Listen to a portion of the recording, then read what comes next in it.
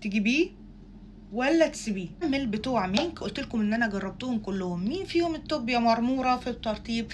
اللي بزيت الزيتون اللي لونه اخضر، ده فعلا تحفه، بيسلك الشعر، بيسيب الشعر ناعم ولامع، خصوصا لو هتعملي حراره. ريحته بالنسبه لي كانت حلوه، فترطيبه كان بالنسبه لي حلو جدا.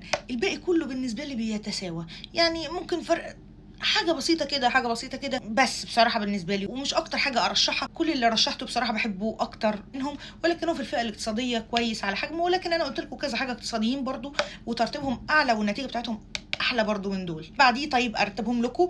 بعد زيت الزيتون بحب اللي هو بالافوكادو، وبعد كده بالارجان، وبعد كده التوم، واخر واحد انا قلت لكم اللي هو بجوز الهند.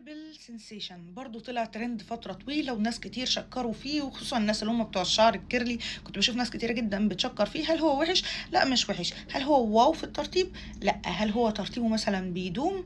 لا. طب بيسلك الشعر؟ دي ترطيب بس على قد سعره يعني بصراحه. وفي نفس الفئه الاقتصاديه حاجات كتيره بالنسبه لي برضو احلى منه، يعني بالنسبه لي بصراحه لا مش هكرره.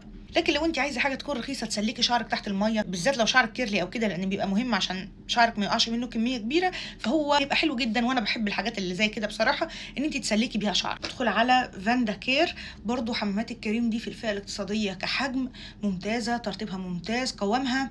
بصوا اقول لكم، يعني لو حد مثلا بالنسبه له سعر كيش كينج غالي وعايز حاجه ان ترطيبها يكون اعلى من كيلوباترا وقوامها يكون مقارب لكيش كينج، يجرب فاندا كير. اكتر واحد فيهم عجبني في الترطيب بالكيراتين وزيت الحيه، واصلا اول ما جبته رحت قلت اجرب بقيه الانواع، وهم بترتيبهم كده 1 2 3 في الترطيب بصراحه. يعني دول ممكن يتساووا شويه، لكن ده بصراحه كان احلى، وترطيبه بالنسبه لي احلى وريحته احلى كمان، فارشح ده اكتر واحد فيهم بشده. بايو سوفت اللي بزبده الشيا،